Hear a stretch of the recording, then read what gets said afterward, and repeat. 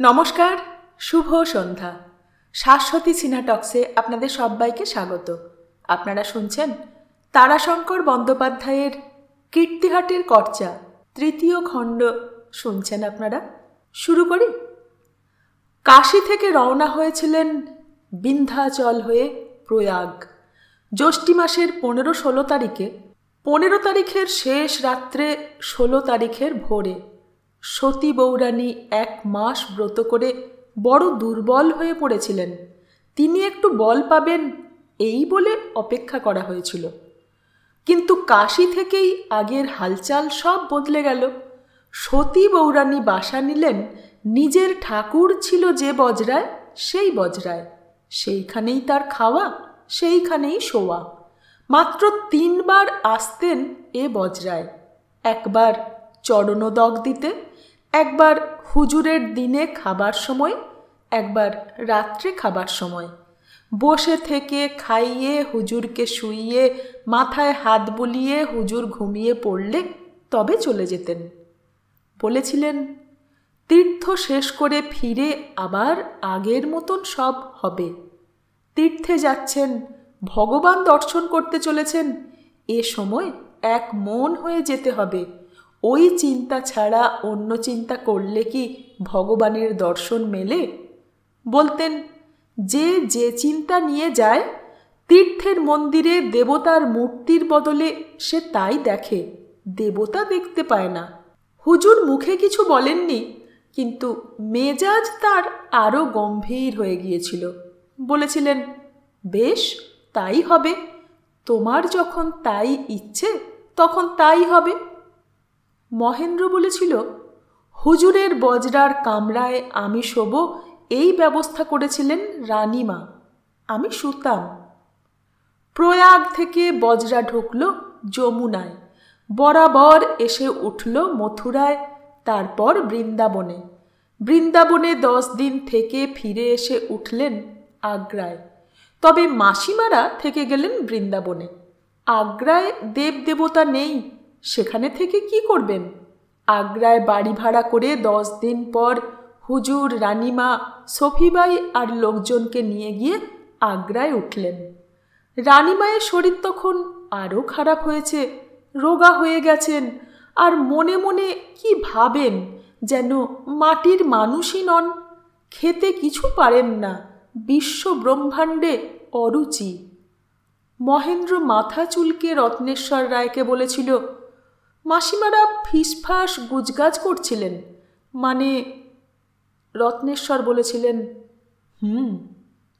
মহেন্দ্র এসব কথা রত্নেশ্বর রায়কে বলেছিল তীর্থ থেকে ফিরে আসার পর, সে প্রায় 1 বছর পর। তীর্থ পর্যটনে লেগেছিল 6-7 মাস। 6-7 মাস পর তারা ফিরে এসেছিলেন কাশীতে। কাশীতেই একটি কন্যা সন্তান প্রসব করে ভবানী দেবী মারা যান।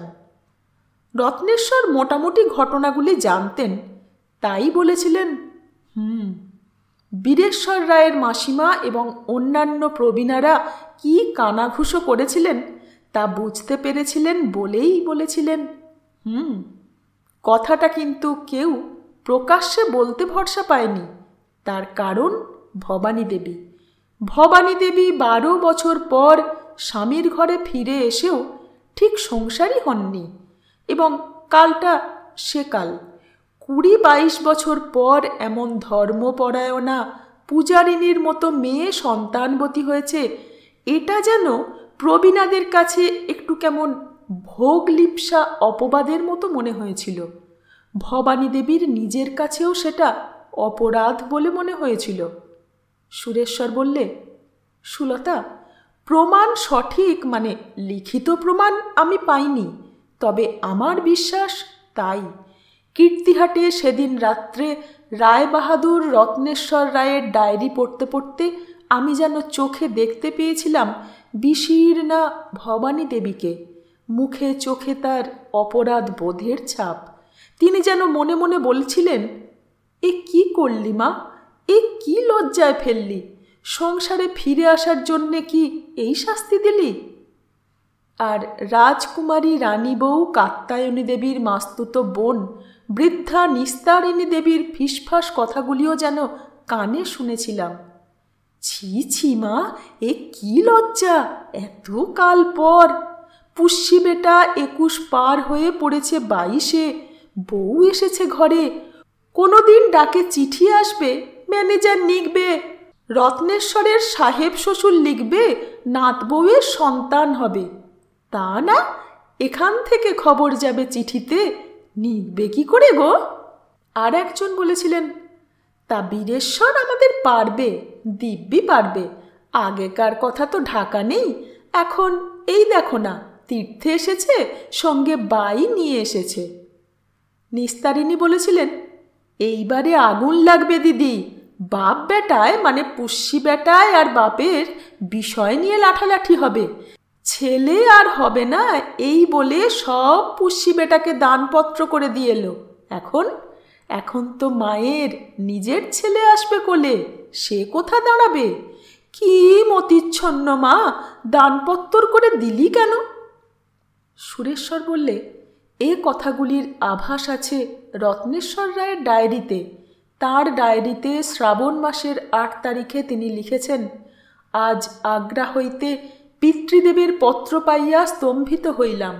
মাতৃদেবী এত দীর্ঘকাল 21 বৎসর পর আবার সন্তান সম্ভবা হইয়াছেন।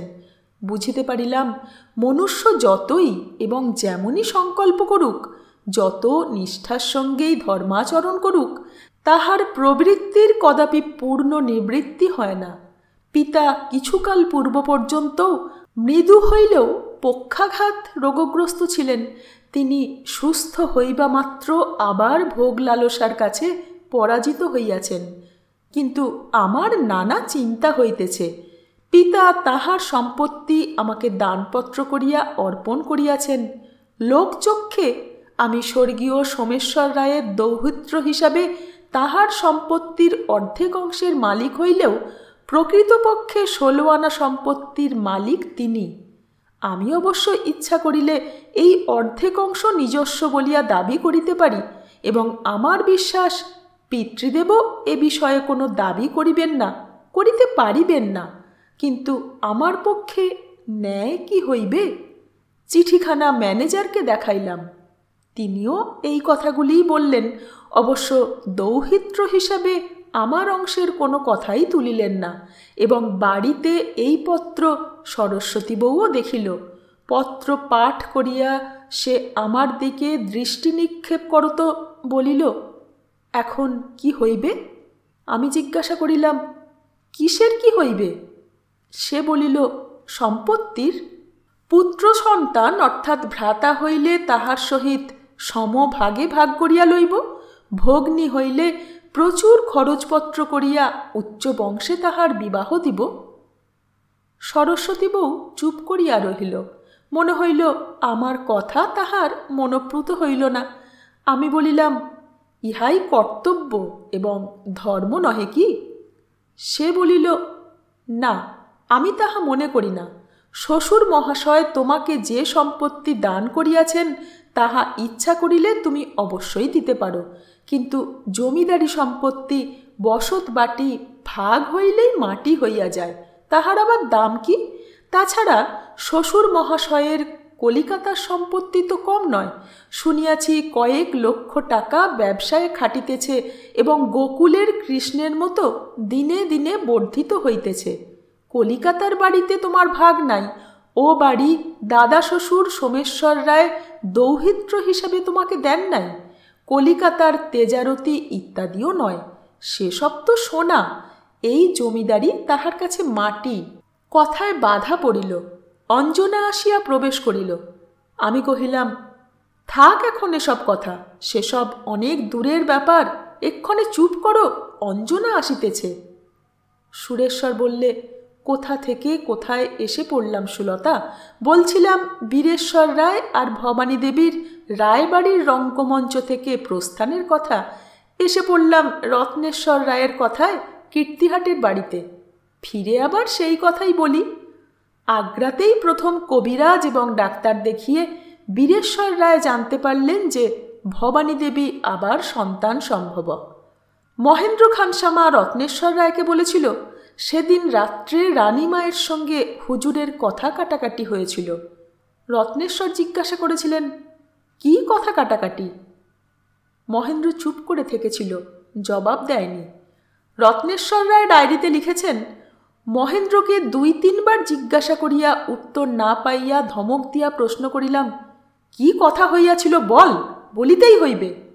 মহেন্দ্র মুখ নিচু করিয়া বলিল, সতী বৌরানী সংবাদ শুনিয়া বালিশে মুখ গুঁজিয়া কাঁদিতেছিলেন। হুজুর গম্ভীর মুখে ঘরে ঢুকিয়া বলিলেন, কাঁদিতেছ কেন? ভবানী দেবী বলিয়াছিলেন, এ তুমি কি করিলে? হুজুর বলিয়াছিলেন, কেন, কি হইয়াছে? কি হইয়াছে তাহা জিজ্ঞাসা করিতেছ? আমার ব্রত ধর্মাচরণ সব পণ্ড হইল, আমার লজ্জার সীমা রহিল না। রত্নেশ্বরের সম্মুখে আমি মুখ তুলিয়া কথা বলিব কি প্রকারে? ইহকালের জন্য আমার পরকাল নষ্ট হইল। জীবনে মাকে ডাকিবার সময় পাইব না। মমতার পাকে আবদ্ধ হইয়া ছেলের মুখের দিকে চাহিয়া থাকিব, মায়ের মুখ ভুলিয়া যাইব, আবার জিজ্ঞাসা করিতেছ কি হইয়াছে? তুমি জানো আমার জীবন ভোগের জীবন নয়। একবার বালিকা বয়সে যখন সমুদয় বৃত্তান্ত জ্ঞাত ছিলাম না, তখন তোমাকে দেখিয়া আত্মবিস্মৃত হইয়া বিবাহে সম্মতি দিয়াছিলাম। তাহার ফল কি হইয়াছিল তুমি তো জানো। নিজে তুমি কত দুঃখ ভোগ করিয়াছ ভাবিয়া দেখো। 12 বৎসর পর তোমার জীবন সংশয় অসুখের সময় আবার আমি ফিরিয়াছিলাম। সম্ভবত ভুল করিয়াছিলাম, তোমাকে তো বারবার বলিয়াছিলাম ওই সকল কথা। হুজুর বলিয়াছিলেন, ভুল আমারও হইয়াছিল সতীবউ, তোমাকে বিবাহ করা আমার ভুল হইয়াছিল।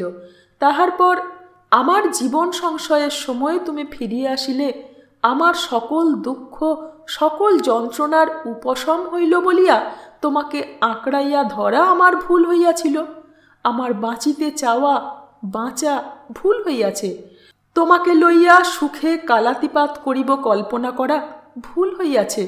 চিকিৎসায় এবং পশ্চিম ভ্রমণে জল বাতাসের গুণে নূতন জীবন লাভ করিয়া জীবন যৌবন ফিরিয়া পাওয়া ভুল হইয়াছে। আমার ভাবা ভুল হইয়াছে, তুমি একান্ত করিয়া আমার ভাবা ভুল হইয়াছে, আমিই তোমার একমাত্র কাম্য।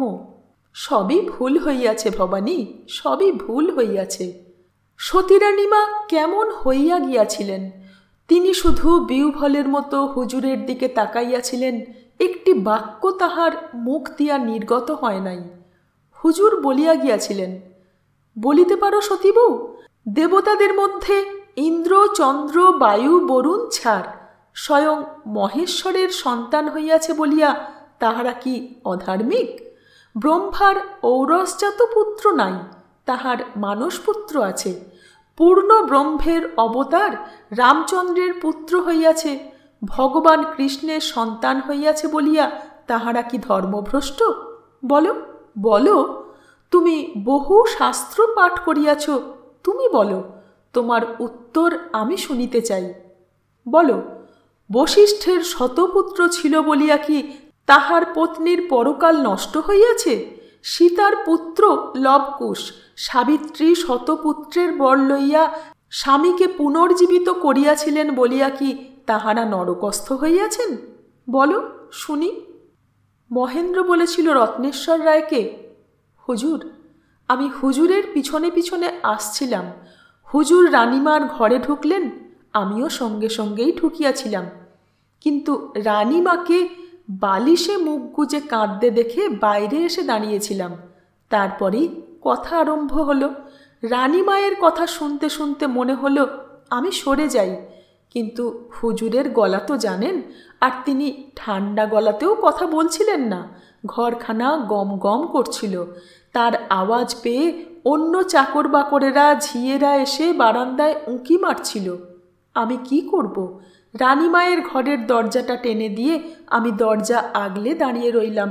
হাতের ইশারায় সকলকে চলে যেতে বললাম। দাঁড়িয়ে দাঁড়িয়ে সব শুনতে হলো, শুনলাম। তারপরই হুজুর ডাকলেন, মাহিন্দার, মাহিন্দার। আমি ঘরে ঢুকে দাঁড়ালাম। দেখলাম হুজুর রানীমায়ের বিছানার পাশে বসে তার দিকে তাকিয়ে আছেন। আমাকে দেখে বললেন, জল, জল আন মহেন্দার, জল আর পাখা। মা মূর্ছা গিয়েছেন। মাথায় মুখে জলের ছিটে দিয়ে হুজুর ডাকছিলেন রানীমার নাম ধরে। তার হাত কাঁপছে। হুজুর, আমি চেঁচিয়ে দামিনী ঝিকে ডাকলাম। সে ছুটে এলো। জ্ঞান অল্পক্ষণ পরেই হলো।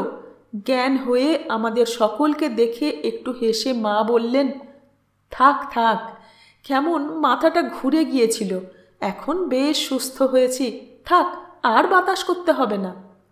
হুজুরকে বললেন, যাও যাও, তুমি এখানে থেকো না, আমার কিছু হয়নি, মাথার শিয়রে বসে থাকতে হবে না, যাও। তারপর সুলতা?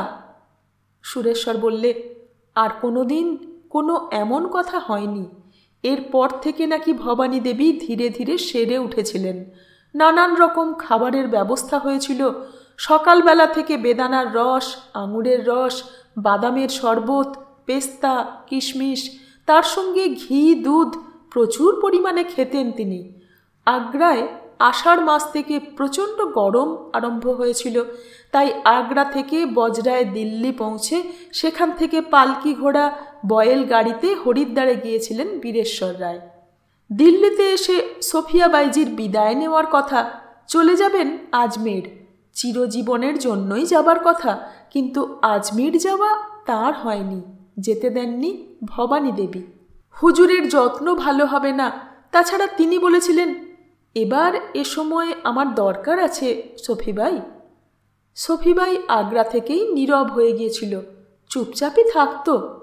সে সেলাম করে বলেছিল, আমাকে আপনার দরকার আছে হুজুরাইন? হ্যাঁ, দরকার আছে সফি। এতদিন তুমি তোমার হুজুরকে গান শুনিয়েছ, এবার আমাকে শোনাবে, ভজন, স্রেফ ভজন। সফি হেসে বলেছিল, বেশ, তাই হবে। আমি তো একলা হুজুরের বাঁধি নই, আমি আপনারও বাঁধি। ভবানী দেবী বলেছিলেন, আরও আছে সফিবাই, তুমি আমার পিতাজির ধরম বেটি, তার শেষ কাজ আমি করতে পারিনি, সে করেছ তুমি, তুমি আমার বাহেন। তার কাছে তুমি শেষ শিক্ষা নিয়েছ, দীক্ষা নিয়েছ, ভজন শিখেছ, সেই ভজন আমাকে শোনাবে। তাছাড়া হুজুরের তোমার দিল খুশ রাখবে কে? আমি তো আর পারবো না। তুমি ছুটি নিলে তার ব্যবস্থা তো করতে হবে আমাকে, কিন্তু আমাকেই যে ছুটি নিতে হবে। মহেন্দ্র সেদিনও কাছে ছিল, ওদের কাজ করছিল। রত্নেশ্বরকে সে যা বলেছিল তা তার ডায়েরিতে আছে। মহেন্দ্রের কথাগুলি শুনিয়া চমকিয়া উঠিলাম। মহেন্দ্র বলিল, আমার মাতৃদেবীর কথা শুনিয়া সফি বাই নাকি চকিত হইয়া বলিয়াছিল, ছুট্টি, এ কি বাত বলছেন দিদিজি? হ্যাঁ, ছুট্টি তো নিতে হবে ভাই। এ অবস্থায় কি আমি তার সেবা করতে পারি? আমার কি সে বল আছে? না হুজুর তোমার আমাকে কাজ করতে দেবেন? সফি তার মুখের দিকে তাকিয়ে বলেছিল, তুমি আমাকে ভুলাচ্ছ দিদিজি। হেসে উঠেছিলেন ভবানী দেবী। সফি জিজ্ঞাসা করেছিল, বেশ, কত দিনে ছুটি মিলবে আমার? খুদা মালুম সফি। রত্নেশ্বর রায় ডায়েরিতে লিখেছেন, আমার ভগবতীর কৃপাধন্যা জননী তাহা হইলে সব অবগত হইয়াছিলেন। কার্তিকের প্রথমে হরিদ্বার থেকে দিল্লি ফিরে সেখানে দিন 10 থেকে ওরা ফিরেছিলেন কাশী। সেও ভবানী দেবীর ইচ্ছায় এবং আগ্রহে, সন্তান কাশীতে হবে। ছেলে হলে নাম রাখবেন বিশ্বেশ্বর, কন্যা হলে নাম রাখবেন অন্নপূর্ণা। পুত্র নয়, একটি কন্যা প্রসব করেছিলেন ভবানী দেবী। বিমলাকান্ত কাশীতে সুপরিচিত এবং সুপ্রতিষ্ঠিত ছিলেন। সিপাহী বিদ্রোহের পর কোম্পানির সাহেব, মেম সাহেবদের বাঁচাতে চেষ্টা করেছিলেন বলে তার পদোন্নতিও হয়েছিল। তখন তিনি কালেক্টরেটের অ্যাকাউন্ট্যান্ট হয়েছেন। ডাক্তার, দাই, এগুলি অর্থাৎ আতুরে থাকবার লোক ইত্যাদি সব ব্যবস্থা তিনিই করেছিলেন। কেউই বিশেষ আশঙ্কা করেননি, তবে মাসিমারা আশঙ্কা করেছিলেন। এতকাল পরে সন্তান হবে, তার উপর ভবানী দেবীর শরীর আবার যেন কিছু খারাপ হয়ে পড়েছিল শেষের 2 মাস। সুরেশ্বর বললে, কথাটা কাশিতে ফিরে আসার পর থেকেই গুছিয়ে বলি সুলতা, ভবানী দেবীর বৃত্তান্ত রায়বাড়ির সর্বাঙ্গে সর্বকর্মে বোধহয় জড়িয়ে আছে। ভবানী দেবীও কাশিতে এসে আবার যেন বদলে গেছেন। প্রথম 3 মাস আগ্রা পর্যন্ত তিনি মনে মুহ্যমানা এবং দেহে শীর্ণা হয়েছিলেন, কিন্তু আগ্রা থেকে স্বামীর সঙ্গে ওই কথাবার্তার পর হয়েছিলেন অন্য মানুষ। হাসি আনন্দ যেন তার জীবনের পাত্র থেকে উপচে পড়ত।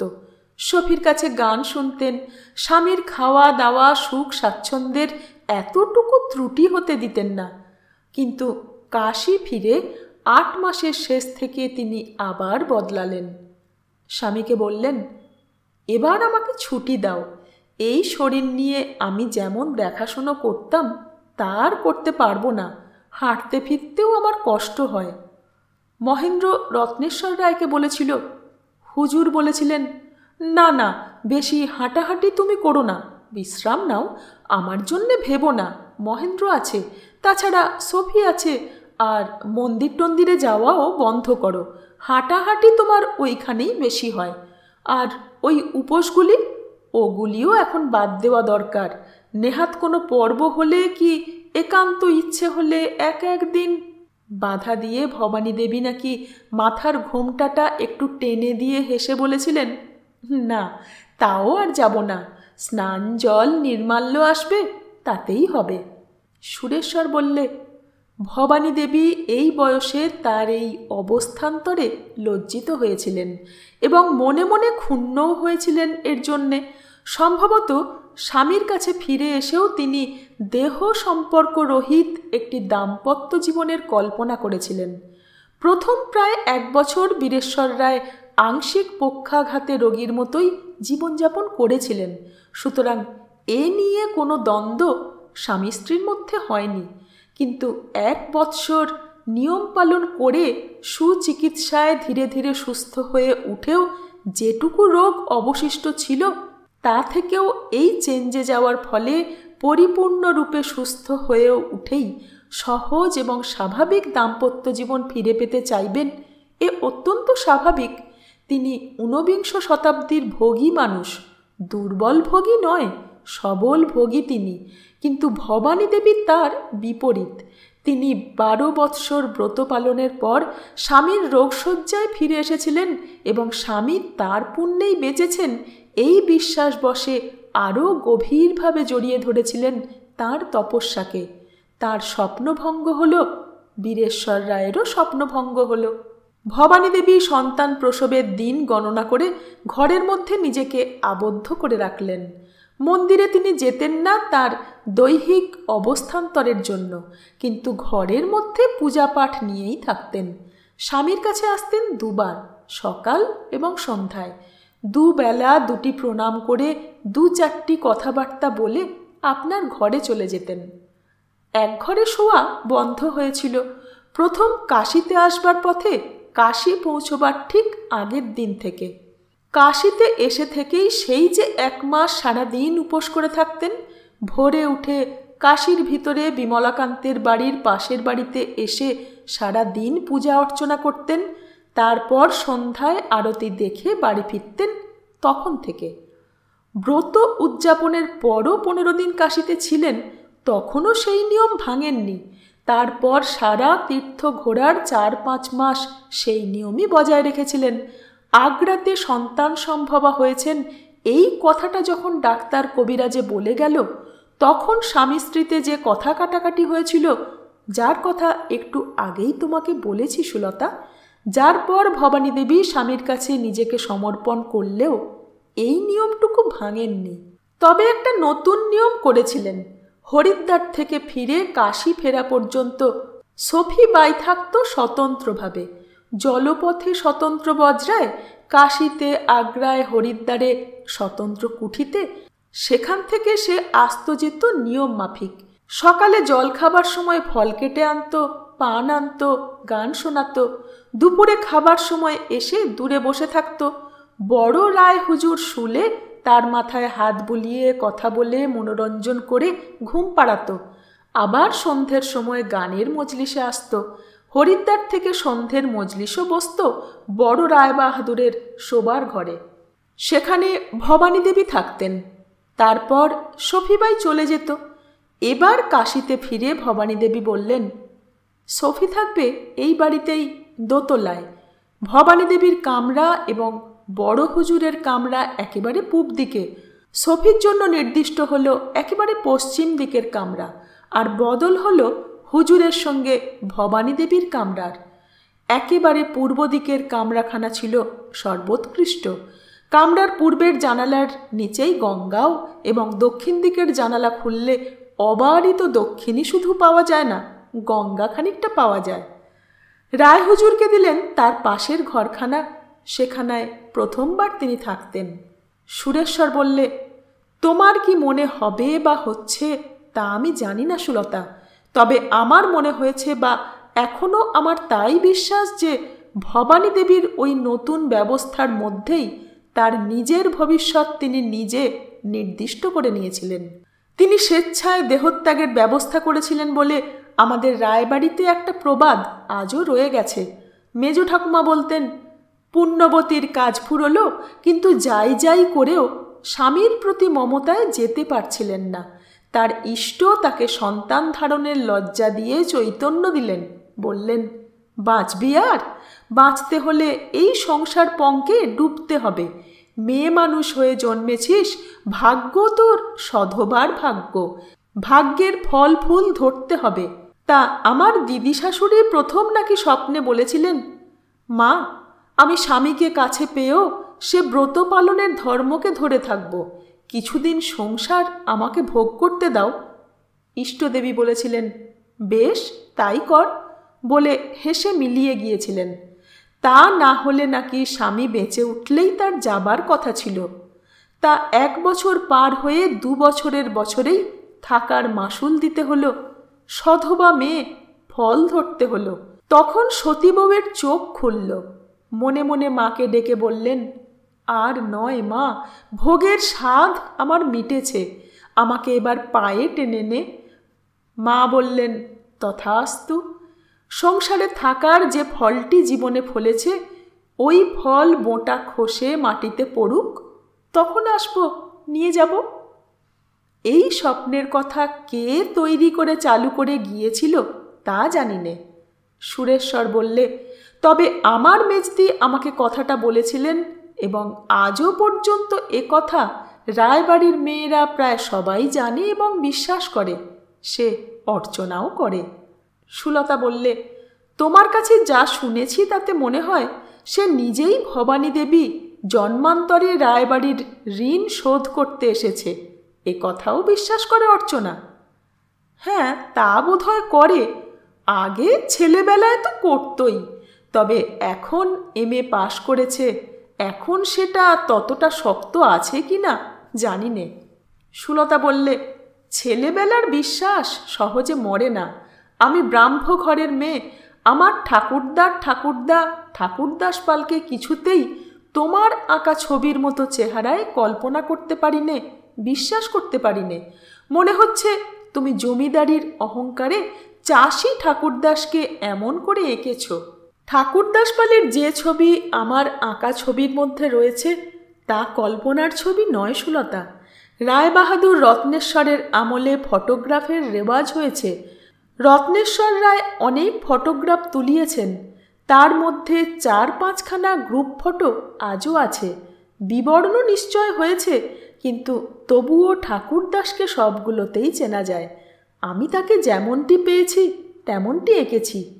দেখাতে পারি, আমাকে দেবে সেখানা?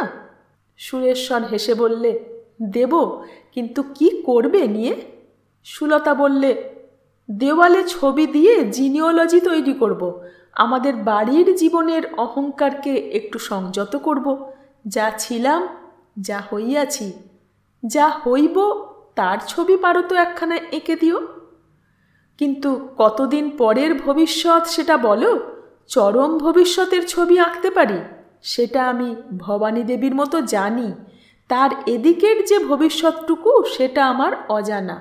ভবানী দেবী একখানা চিঠি লিখে রেখে গিয়েছিলেন তার স্বামীকে। 3 মাস পর মাঘ মাসে তিনি একটি কন্যা প্রসব করে মারা যান। কাশীর সিভিল সার্জন থেকে ভালো ডাক্তারদের ডেকে বীরেশ্বর রায় ডাক্তারের হাট বসিয়ে দিয়েছিলেন। সিভিল লাইনের একজন মেম সাহেব মিডওয়াইফকে এনেছিলেন ডেলিভারির জন্যে। 3 দিন লেবার পেনের পর ডেলিভারি হলো কন্যা সন্তান। তারপর হলো ভবানী দেবীর জ্বর। সেই জ্বরে আর 3 দিন পর তিনি মারা গেলেন। সেদিন তিথি ছিল পূর্ণিমা। মাঘী পূর্ণিমা হিন্দু শাস্ত্রমতে শ্রেষ্ঠ পুণ্যতিথিগুলির মধ্যে একটি। মাঘী পূর্ণিমা, দোল পূর্ণিমা, বৈশাখী পূর্ণিমা। মৃত্যুর পর ভবানী দেবীর হাত বাক্স থেকে চিঠিখানা পেয়েছিলেন বীরেশ্বর রায়। সুরেশ্বর বললে, সুলতা, রায়বাড়ির পুরনো কাগজ ঘেঁটে অনেক মূল্যবান দলিল পেয়েছি। বীরেশ্বর রায়ের স্মরণীয় ঘটনাপঞ্জি পেয়েছি। রায়বাহাদুর রত্নেশ্বর রায়ের 30 বছরের ডায়েরি পেয়েছি। দেবোত্তরের সিন্ধুকের মধ্যে তাড়া বাঁধা চিঠির মধ্যে সোমেশ্বর রায় রানী কাত্যায়নীর প্রেমপত্র পেয়েছি। বীরেশ্বর রায়কে শ্যামাকান্তের গোপন সাধনার কথা লিখে যে পত্র ভবানী দেবী লিখেছিলেন তাও পেয়েছি। চন্দন কাঠের বাক্সে কুড়ারাম রায় ভট্টাচার্যের কীর্তিহাটের পাঁচালি পেয়েছি। কিন্তু ভবানী দেবীর এই চিঠির মতো মূল্যবান আমি আর কিছু পাইনি। চিঠিখানা আমি অহরহ সঙ্গে রাখি। রাত্রে মাথার বালিশের তলায় রেখে শুই। ছবি আঁকবার আগে বা কোনো কাজ করবার আগে কপালে ঠেকাই। জামার ভিতরের পকেট থেকে একটি সুদৃশ্য মরক্কো লেদারের নোটকেস বের করে তার ভিতর থেকে একখানি বিবর্ণ কাগজ বের করে সযত্নে ভাঁজ খুলে সামনের টেবিলের উপর সে মেলে ধরলে। এই দেখো। সুলতা দূর থেকেই চিঠিখানার হস্তাক্ষর দেখে বিস্মিত হল। গোটা গোটা সেকালের ছাঁদের হস্তাক্ষর, কিন্তু ভারী সুন্দর। আরও একটা কথা, লেখাগুলো এতটুকু অস্পষ্ট হয়নি। কালি যেন ডগডগ করছে। কালি সম্পর্কে বিস্ময় তার ছিল না, কারণ সোসিওলজি সম্পর্কে রিসার্চ করতে গিয়ে অনেক পুরনো পুঁথি সে ঘেঁটেছে। তার মধ্যেও এই কালির দীপ্তি সে লক্ষ্য করেছে। সেকালে এদেশের লোহার কড়াইয়ে নানা রকম জিনিস ভিজিয়ে তার কষ থেকে কষের কালি তৈরির কথা সে জানে। একটা উপাদান হীরাকষের নামও তার মনে আছে। চিঠিখানার উপর সাগ্রহে সে ঝুঁকে পড়ল। প্রথমেই সম্বোধনটা বড় ভালো লাগল। জন্ম জন্মান্তরের পরমারাধ্য প্রিয়তম স্বামীন, দাসীর শেষ প্রণাম নিবেদন করিতেছি, গ্রহণ করুন। শেষ মুহূর্তে আমার জ্ঞান থাকিবে না, সেই কারণে আমি প্রণাম এই পত্রে নিবেদন করিয়া রাখিলাম। সন্তান প্রসব করিয়াই আমার জীবনের পালা সম্বরণ করিতে হইবে, ইহাই দৈবাদেশ। সজ্ঞানে আপনাকে দেখিয়া দেহত্যাগে দুঃখ অনুভব করিব বলিয়াই মার নিকট ইহাই আমি চাহিয়াছিলাম। জানি তুমি ইহা বিশ্বাস করিবে না, কিন্তু বিশ্বাস করিও দৈবাদেশ স্বপ্নযোগেই হইয়া থাকে। ইহা বিশ্বাস করিও। তোমাকে কত দিন তো বলিয়াছি স্বপ্নযোগে মায়ের সঙ্গে আমার কথাবার্তার কথা। 12 বৎসরের ব্রত উদযাপন করিতে আসিয়া তোমার অসুখের কথা শুনিয়া তা অসম্পূর্ণ রাখিয়া তোমার শিয়রে আসিয়া বসিয়াছিলাম। মা তোমাকে বাঁচাইলেন, আমাকে বলিলেন তুই ফিরিয়া আয়। কিন্তু তোমাকে ফিরিয়া পাইয়া যাইতে দুঃখ বোধ করিলাম। নয়ন যুগল হইতে অশ্রু বিনির্গত হইল। জননী হাসিলেন, বলিলেন থাকিলে এয়তি নারীর ফল ভোগ করিতে হইবে, ফল ধারণ করিয়া সৃষ্টির নিয়ম মানিতে হইবে। পতিনিন্দা শুনিয়া সতী দেহত্যাগ করিয়াও শিবের প্রতি এমতো আকর্ষণে ফিরিয়া উমা হইয়া গিরিরাজ তনয়া হইয়াছিলেন, এবং শিবকে লাভ করিয়া যিনি নিজেই মহাপ্রকৃতি তাহাকেও ফল ধরিতে হইয়াছে। স্বকীয় অঙ্গের হরিদ্রা হইতে গঠন করা পুতুল জীবিত হইয়া গণেশ হইল, অতপর কার্তিকেয়ের জন্য শিব উমার সহিত রতির অঙ্গে মাতিয়াছিলেন। এ স্বপ্নের কথা তোমার নিকট নিবেদন করিয়াছিলাম। এই দিবস তুমি আমাকে বলিলে, দেখো ভবানী, ইতিপূর্বে তুমি আমাকে অনেক স্বপ্নের কথা বলিয়াছ, আমি এ সম্পর্কে কোনো প্রকার মন্তব্য প্রকাশ করি নাই বা উত্তর প্রদান করি নাই। শুনিয়া তোমার তৃপ্তির জন্য কখনো হাস্য সহকারে সন্তোষ প্রকাশ করিয়াছি, কখনো কৃত্রিম বিস্ময় প্রকাশ করিয়াছি, কখনো শঙ্কা প্রকাশ করিয়া তুমি যে প্রকার দেব পূজা বা গ্রহ সস্তয়ন করিতে চাহিয়াছ তাহাতেই মত দিয়াছি। কিন্তু আজ যে স্বপ্নের কথা বলিতেছ, ইহার উত্তর আমার জ্ঞান ও বিশ্বাস মতো না দিয়া উপায় নাই। কথাটা হইল কি জানো, স্বপ্ন কখনো সত্য হয় না বা সত্য নহে। দিবা ভাগে জাগ্রত অবস্থায় মনুষ্য সকল যে প্রকার চিন্তাভাবনা করিয়া থাকে বা যে সমস্ত ঘটনা সমুদয় সংঘটিত হইয়া থাকে, নিদ্রিত অবস্থার মধ্যেও সেই সকলই কিছুটা এলোমেলো হইয়া বা যে মতো তোমার আন্তরিক অভিপ্রায় বা বিশ্বাস তদনুসারে পরিবর্তিত হইয়া স্বপ্ন হইয়া দেখা দেয়। যেমন ধরো, তুমি ক্রমাগতই দেবতার কথা ভাবিয়া থাকো, তাহাতে তোমার অচলা ভক্তি ও বিশ্বাস, সুতরাং তিনিই তোমাকে দেখা দিয়া কথা বলিয়া থাকেন। তোমার মনে হইয়াছে যে তুমি ব্রত উদযাপন স্থগিত রাখিয়া আমার অসুখের সংবাদ পাইয়া ছুটিয়া আসিলে এবং আমি পক্ষাঘাত রোগগ্রস্ত হইয়া বাঁচিলাম। তাহাতে তোমার ধারণা হইল যে এমতো কঠিন অসুখ হইতে যখন আমি বাঁচিলাম, তখন তাহার মাসুল স্বরূপ তোমার জীবন দিতে হইবে, বা আমার জীবন লাভেই তোমার তপস্যা পূর্ণ হইল, এবার তোমাকে যাইতে হইবে।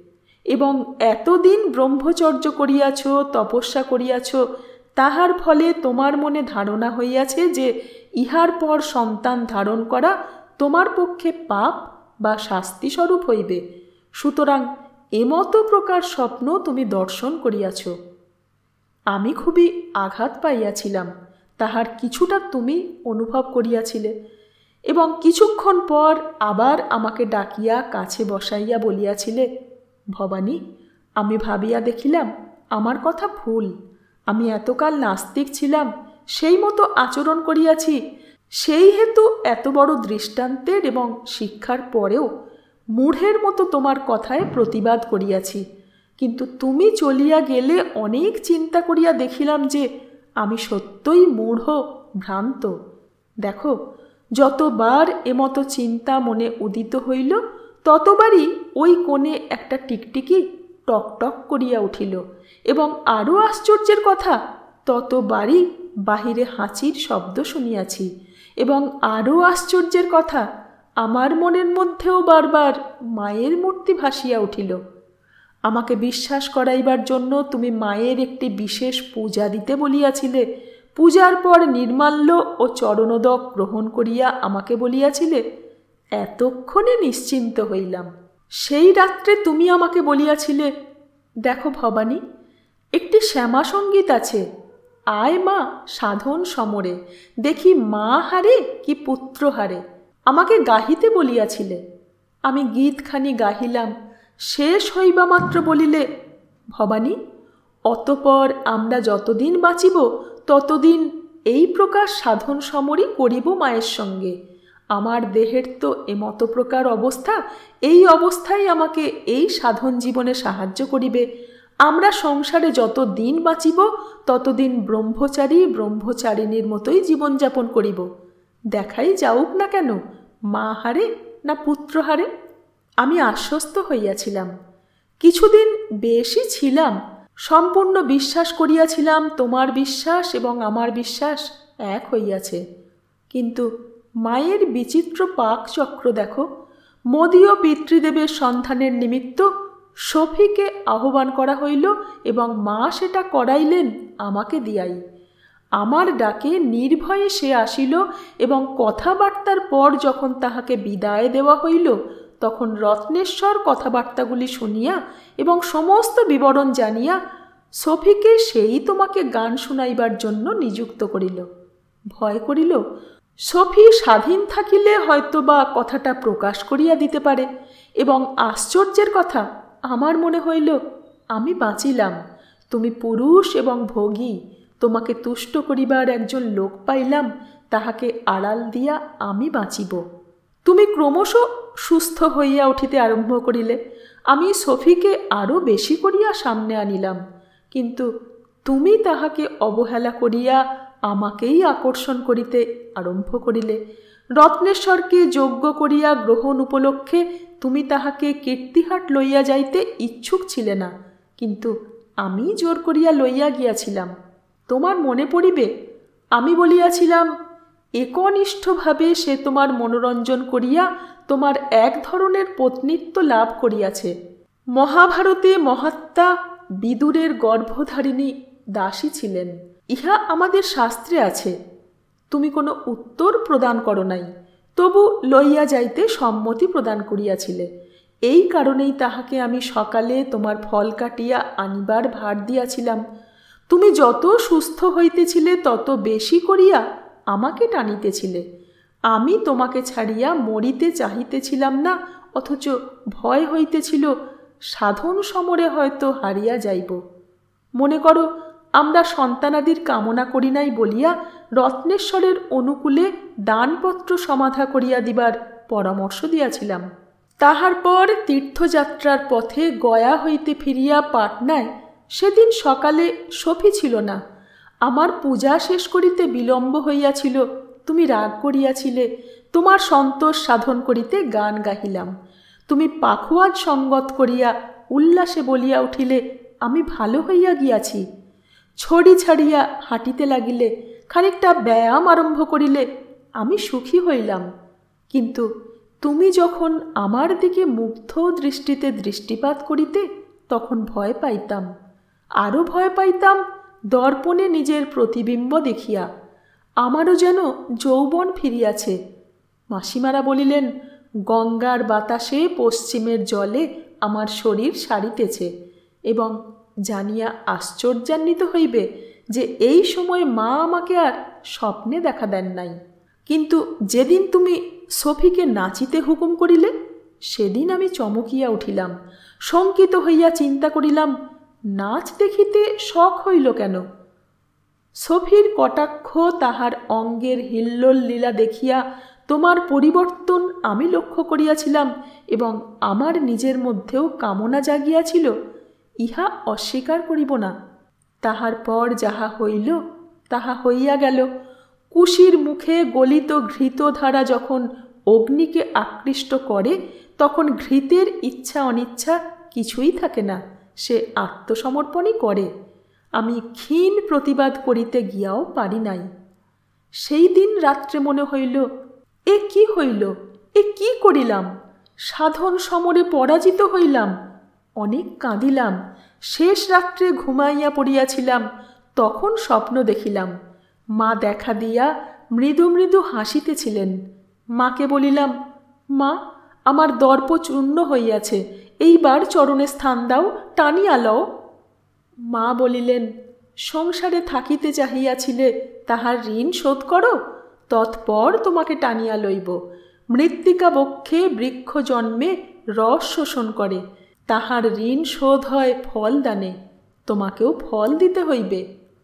কিন্তু তাহাতেও আমি দমিত হই নাই। আমি যেন ফলবতী না হই, এই জন্য কাশীতে বিশেষ সংকল্প লইয়া কঠোর ব্রত করিলাম। তোমার নিকট হইতে ক্রমশ দূরে সরিলাম।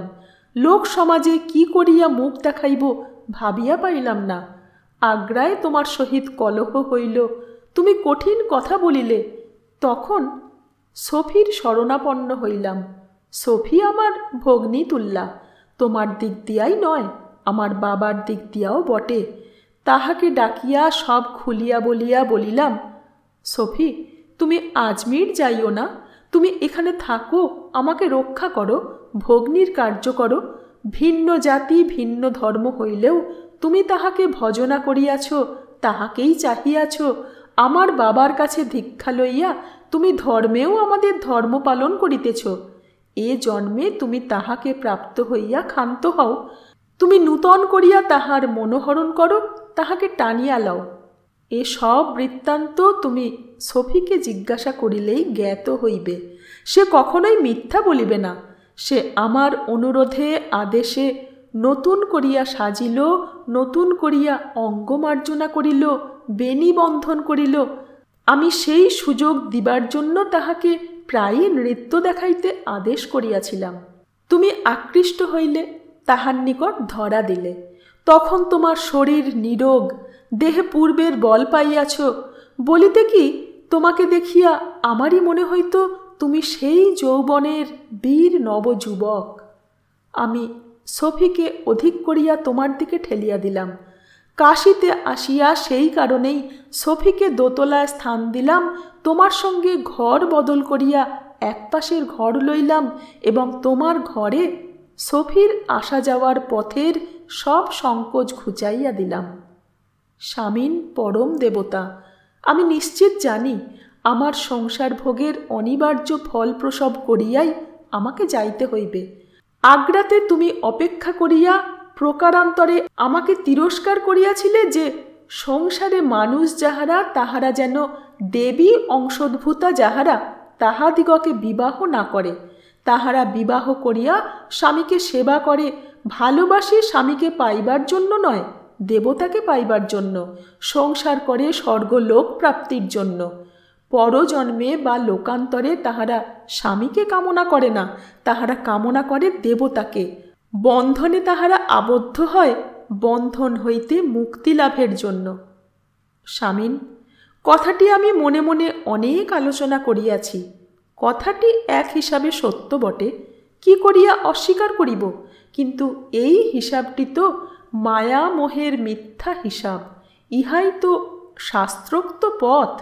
তোমার কথাটি ভালো লাগিবে না, কারণ তোমার অনেক বাসনা আছে, আরও অনেক জন্ম তোমাকে পৃথিবীতে আসিতে হইবে। আমার এ জন্মেই মুক্তি নির্দিষ্ট ছিল, সুতরাং ইহাই অবশ্যম্ভাবী। তুমি যেন আর বিবাহ করিও না। আমার স্বার্থের জন্যে বলিতেছি না, তোমার স্বার্থের জন্য বলিতেছি, কারণ নিজের শক্তি না বুঝিয়া তুমি সকল সম্পত্তি রত্নেশ্বরকে দান করিয়াছ। বিবাহ করিয়া নূতন সংসার করিলে নিদারুণ অশান্তি ও পুত্রের সঙ্গে কলহ আরম্ভ হইবে। সে কলহে অর্থাৎ মামলা মোকদ্দমায় রায়বংশের এবং আমার পিতার সাধনভ্রষ্টতার সকল রহস্য প্রকাশ পাইবেই।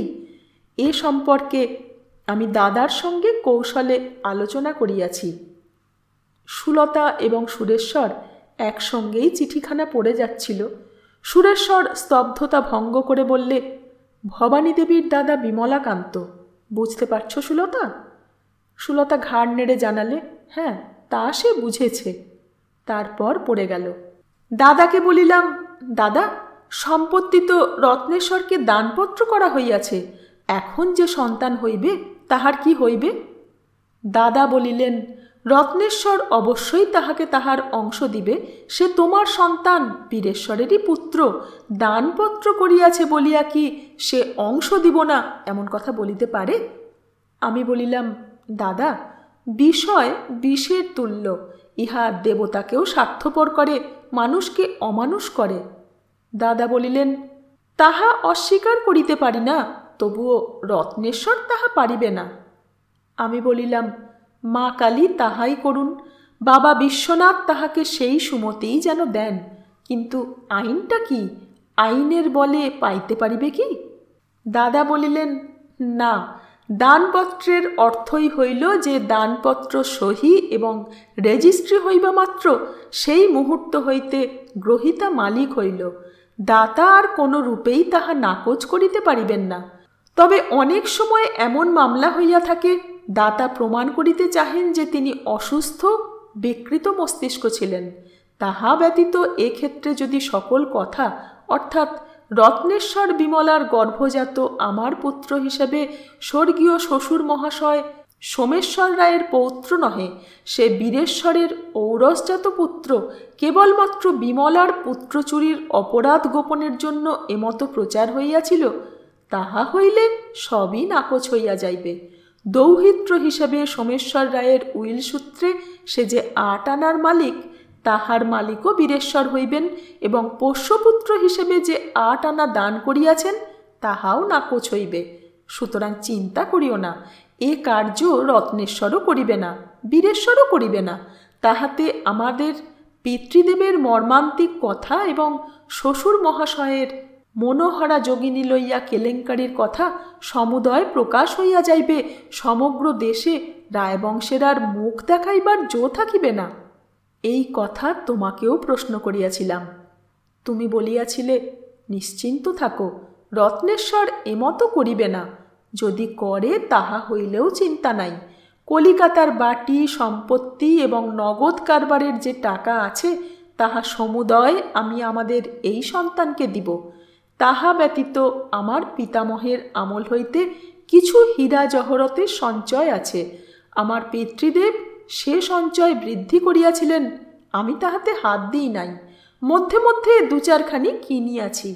পিতৃদেব এ সঞ্চয়ে দৌহিত্রকে দেন নাই, আমাকেই দিয়াছিলেন। তাহার মূল্যও অন্তত 3 লক্ষ টাকা। ওই সকল জহরতের মূল্য এখন বৃদ্ধি পাইয়াছে। বিলাতের লর্ডদের এই সকল রত্নরাজিতে ঝোঁক পাড়িয়াছে।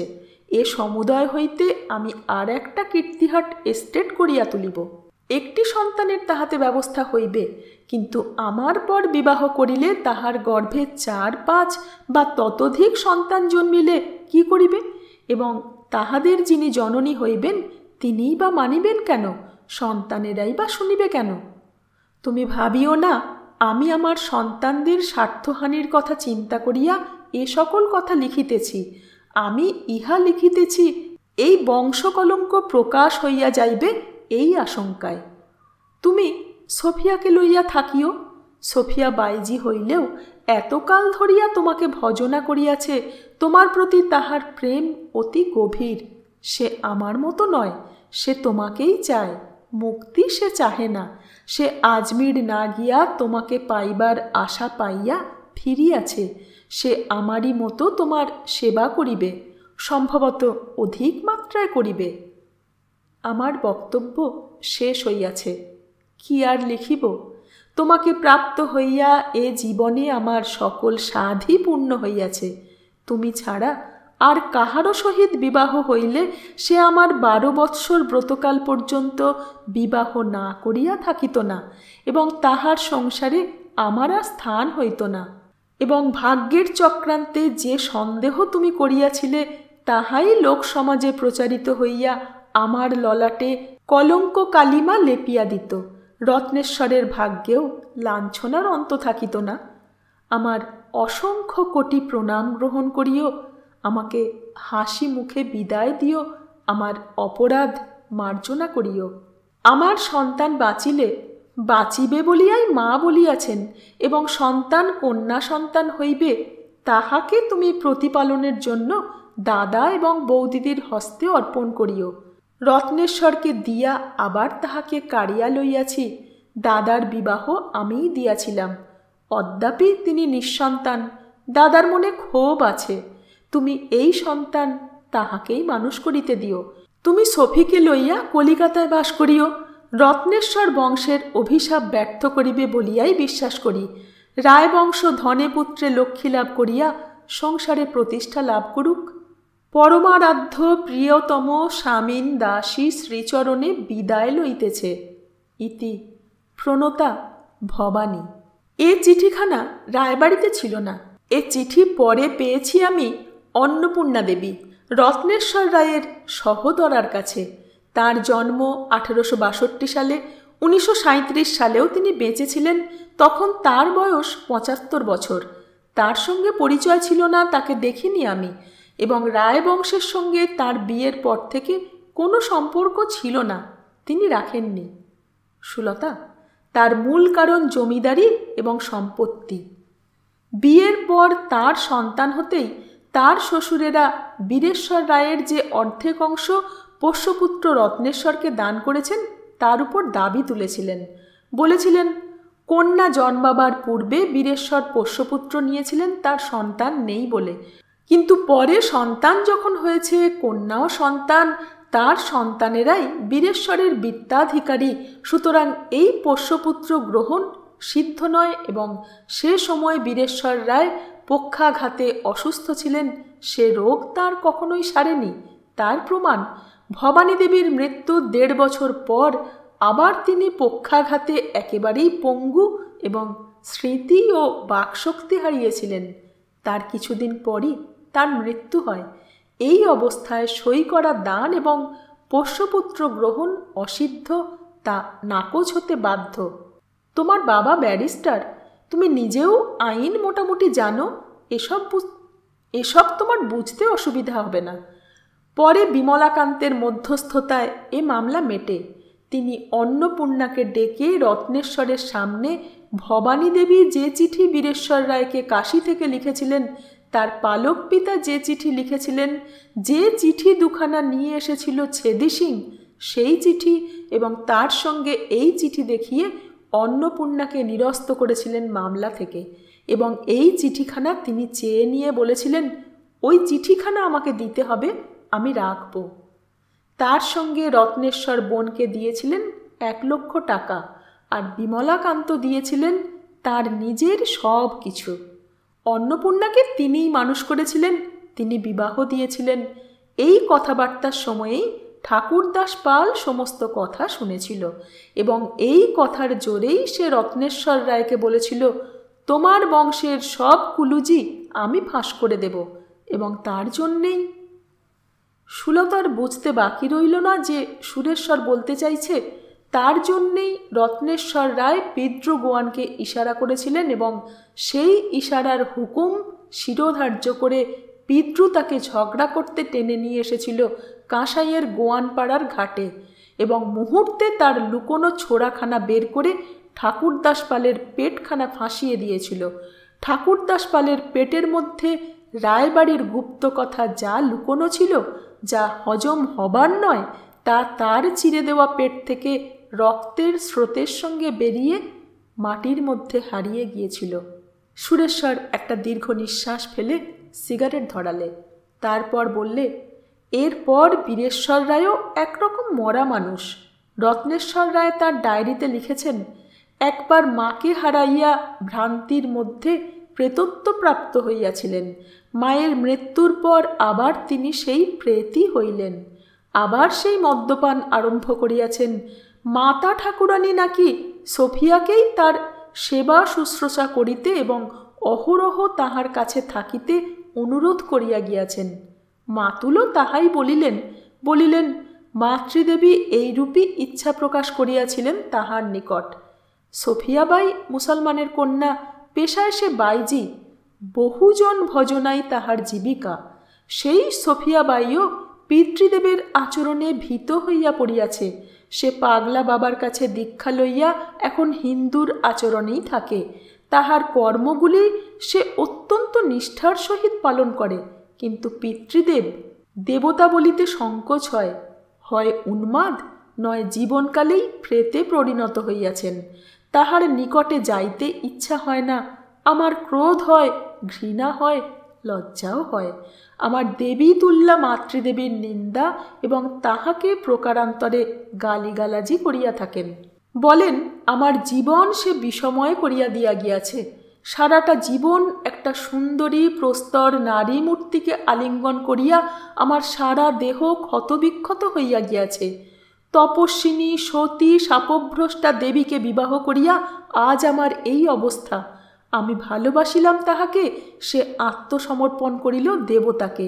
আমাকে সারা জীবন ক্ষতবিক্ষত করিয়া জীবনের একটা কণা না দিয়া আমার হৃদয়ের ক্ষোভের তুষের স্তূপে আগুন জ্বালাইয়া দিয়া দেবলোকে চলিয়া গেল। আমি তুষা নলে দগ্ধ হইতেছি, নিষ্ঠুর যন্ত্রণা ভোগ করিতেছি। ইহাই সতীত্বের এবং নারী ধর্মের উৎকৃষ্টতম আদর্শ। সোফিয়া হউক বাইজি, হউক সে সকলের চক্ষে ঘৃণিতা পতিতা, হউক সে বিধর্মী, তথাপি সেই আমার সান্ত্বনার উৎস, সেই আমার শান্তি, সেই আমার সব। সমাজ ইহাতে আপত্তি করিলে আমি সমাজ ছাড়িব। আত্মীয় স্বজন, এমনকি তুমি পুত্র, তুমি আপত্তি করিলে তোমাকেও পরিত্যাগ করিব। আমাকে বলিলেন, তোমার ঘৃণা হয় তুমি আসিও না। ইচ্ছা না হইলে বা লজ্জা বোধ করিলে আমার মুখাগ্নি বা শ্রাদ্ধ করিও না। স্বর্গে মুক্তিতে আমার লোভ নাই, কামনা নাই, এবং তোমার মতো দেবোত্তর ভোগীও আমি নহি যে আমাকে সম্পত্তি হইতে বঞ্চিত হইতে হইবে। আমার কলিকাতার সম্পত্তি আছে, ইহা দেবোত্তরের অন্তর্গত নহে। ইহার পত্তন করিয়াছিলেন কুড়ারাম রায় ভট্টাচার্য। তিনি প্রথম যৌবনে মুসলমানিকে বৈষ্ণবী করিয়া ঘর বাঁধিয়াছিলেন, কাহাকেও গ্রাহ্য করেন নাই। আমার পিতা একটা অজাতের মেয়েকে লইয়া তাহাকে যোগিনী বলিয়া জাহির করিয়া প্রকাশ্যে কীর্তিহাটে রাখিয়াছিলেন। আমি সোফিয়াকে লইয়াই জীবনযাপন করিব, আমি যদৃচ্ছা জীবনযাপন করিব, ইহাতে কাহারও কোনো কথা শুনিব না। মদ্য আমি পান করিব, চিকিৎসকের কথাও আমি মানিব না। তাহাতে আমার যাহা হয় হইবে। চিকিৎসকেরা বলিয়াছেন আবার আমি পঙ্গু হইতে পারি, হইলে যতক্ষণ অর্থ আছে ততক্ষণ আমার সেবার কোনো রূপ অভাব হইবে না। তুমি পুত্র হইয়া আমাকে সদুপদেশ দিতে আসিও না। তুমি তোমার শ্বশুরের পরামর্শে, তিনি ডেপুটি সাহেব, হাকিম লোক, তাহার পরামর্শ আইনানুসারে ভালো। তুমি জমিদারি আইন অনুসারে চালনা করিতেছ, বলিতেছ এ যুগ নতুন যুগ, উত্তম কথা, তাহাই চলো। বলিতেছ এ যুগে যাহারা ভদ্র, যাহারা শিক্ষিত, যাহারা অভিজাত, তাহারা আর আগের নিয়মে চলে না, তুমি তাহাই চলো। আমার কাছে আমাকে এরূপভাবে উত্ত্যক্ত করিতে আসিও না। তাহার শ্রাদ্ধে আমি যাইব না, তাহাতে তোমার মাথা হেঁট হইবে, তুমি ফিরিয়া যাও। রত্নেশ্বর রায়ের দারুণ ক্রোধ হয়েছিল। তিনি বীরেশ্বর রায়ের চেয়ে কম ক্রোধী ছিলেন না, তবু তিনি ছিলেন সংযমী এবং ছেলেবেলা থেকে জীবনের শিক্ষাও ছিল অন্যরকম। তাছাড়া জমিদারিতে আপন অধিকারে প্রতিষ্ঠিত হওয়ার সঙ্গে সঙ্গেই আর একজন অভিভাবকের অধীন হয়েছিলেন, যিনি ছিলেন ব্রাহ্মভাবাপন্ন লোক, তারপর পেশায় ছিলেন ডেপুটি ম্যাজিস্ট্রেট। এবং রত্নেশ্বর রায় তার ডায়েরিতে বীরেশ্বর রায় সম্পর্কে মিলনের পর যতই আবেগ এবং শ্রদ্ধা প্রকাশ করে থাকুক, তার বাল্যকালে বীরেশ্বর রায় সম্পর্কে যে বিরূপ মনোভাব পোষণ করেছিলেন সেটা সাময়িকভাবে চাপা পড়েছিল মাত্র। মায়ের জীবিতকালে সে মুখবন্ধ গর্তের সাপের মতো চাপা ছিল। মায়ের মৃত্যুর পর সুযোগ পাওয়া মাত্র তার বিষ নিঃশ্বাসে আর মুখে করে নিয়ে বেরিয়ে পড়েছিল। তিনি বাপকে মায়ের শ্রাদ্ধে বলতে এসেছিলেন। ভবানী দেবীর মুখাগ্নি করেছিলেন বীরেশ্বর রায়। রত্নেশ্বর তখন কীর্তিহাটে, এবং তখন সরস্বতী বউ স্বর্ণলতা 4-5 মাস অন্তঃসত্ত্বা, এবং সন্তান প্রসব করে তিনি মারা যাবেন এ কথা কেউ ভাবেও নি, চিকিৎসকেরাও না। প্রসবের 3-4 দিন পর মারা গেলেন ভবানী দেবী। সুতরাং মৃত্যু আকস্মিক। রত্নেশ্বরের অনুপস্থিতিতে বীরেশ্বর শেষকৃত্য করেছিলেন। 10 দিনে অশৌচান্তের সময় রত্নেশ্বর এসে পৌঁছেছেন। একলাই পৌঁছেছেন। সরস্বতী বউয়ের বাপ এসটিও সাহেব ডাক্তারদের পরামর্শ মতো কন্যাকে তখনকার দিনে ট্রেনে যেতে দেননি। রত্নেশ্বর একলা গিয়েছিলেন। পরে 1 বছর পরে প্রথম বার্ষিক শ্রাদ্ধের সময় রত্নেশ্বর কীর্তিহাটে চন্দন ধেনুসহ দানসাগর ক্রিয়া করে সমারোহ করেছিলেন। সেই শ্রাদ্ধের সময় বাপকে বলতে এসেছিলেন যাবার জন্য। বীরেশ্বর রায় বলেছিলেন না। তখন তিনি আবার মদ ধরেছেন এবং এ সম্পর্কে পিতা পুত্রে কিছু পত্রালাপ হয়েছে। সেদিন বিস্ফোরণ হয়ে গেল এবং সেই দিনই বীরেশ্বর রায়ের আবার নতুন করে পুরনো ব্যাধি দেখা দিল, শরীর অসুস্থ হল। এর 6 মাস পর তিনি মারা গেলেন। তার শয্যার পাশে সোফিয়া আর মহেন্দ্র ছাড়া আর কেউ ছিল না। অবশ্য নিচে এবং বাড়িতে লোকজন কলকাতার ম্যানেজার থেকে দারোয়ান টারোয়ান সবই ছিলেন। রত্নেশ্বর এসেছিলেন, কিন্তু তিনি এসে উঠেছিলেন তার শ্বশুরের বাড়িতে জোড়া সাঁকোয়।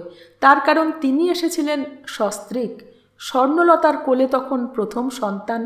সোফিয়াকে নিয়ে যে বাড়িতে বীরেশ্বর রায় বাস করেন সে বাড়িতে তিনি এসে ওঠেননি। সেই সময় থেকেই এ বাড়িতে ওঠা বন্ধ করেছিলেন। রাত্রি 1 প্রহর পর্যন্ত থেকে তিনি ফিরে গিয়েছিলেন শ্বশুরের বাড়িতে। তখন অবশ্য অবস্থা এমন খারাপ ছিল না। ডাক্তার একজন বাড়িতে মোতায়েন ছিল। হঠাৎ মধ্যরাত্রে অবস্থা খারাপ হয়ে পড়ে তিনি অজ্ঞান হয়ে যান এবং কয়েক ঘন্টা পরই মারা যান।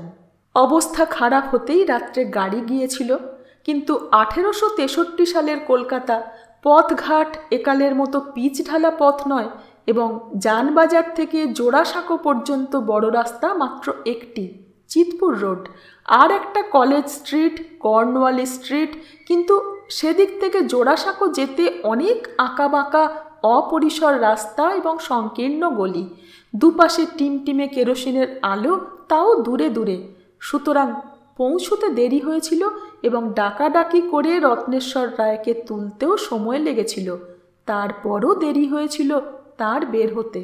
সুলতা, রত্নেশ্বর রায়ের ডায়েরিতে এসব কথা আছে, কিন্তু ঠিক এভাবে নেই। তিনি সত্যবাদী ছিলেন, মিথ্যা কথা ডায়েরিতে লেখেননি, কিন্তু অন্যত্র যেভাবে তিনি তার মনকে প্রকাশ করেছেন তা এই ঘটনার ক্ষেত্রে নেই। আজ এই পর্যন্ত।